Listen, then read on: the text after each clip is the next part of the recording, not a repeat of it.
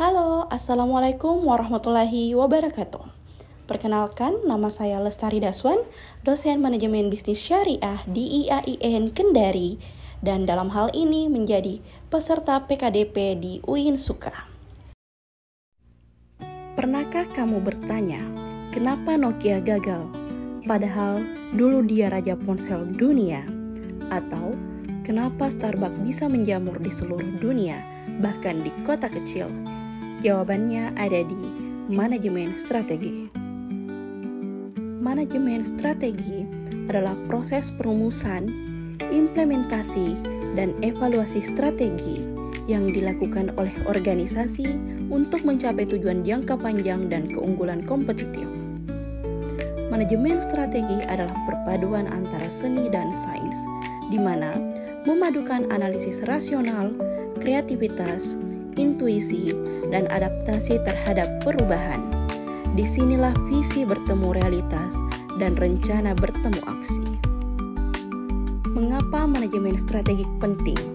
Pertama, karena ia memberikan arah yang jelas, menyelaraskan visi, misi, dan nilai organisasi.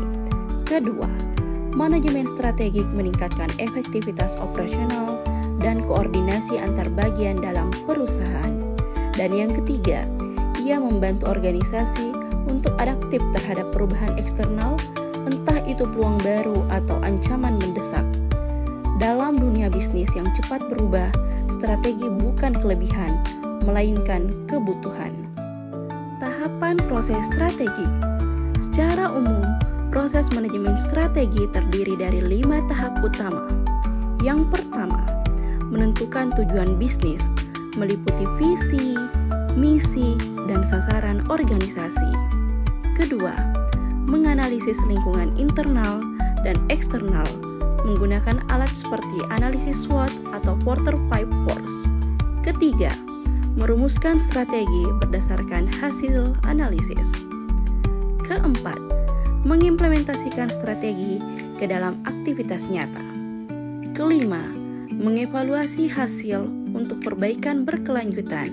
Proses ini bersifat dinamis dan berulang karena dunia bisnis tak pernah diam.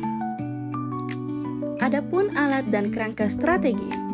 Beberapa alat bantu populer dalam manajemen strategi antara lain SWOT analysis untuk mengenali kekuatan, kelemahan, peluang, dan ancaman organisasi. Porter's 5 Force untuk menilai tekanan kompetitif di industri, dan Balance Scorecard untuk mengukur kinerja dari 4 perspektif, yakni keuangan, pelanggan, proses internal, dan pembelajaran. Alat ini membantu strategi tidak hanya logis tapi juga terukur. Manajemen strategi memiliki praktek modern dan tantangan.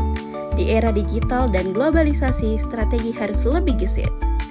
Organisasi modern perlu memiliki strategi agility, yakni kemampuan untuk beradaptasi dengan cepat, berbasis data, mengadopsi teknologi, dan membangun budaya inovatif.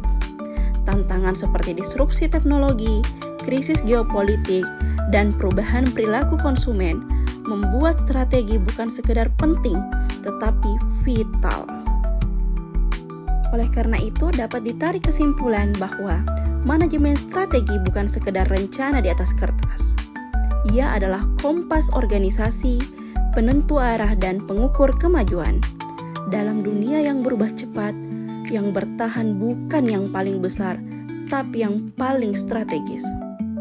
Oh iya, kuisnya jangan lupa di-capture dan dikumpulkan minggu depan ya. Baik, demikianlah video pembelajaran hari ini. Sampai ketemu minggu depan. Wassalamualaikum warahmatullahi wabarakatuh.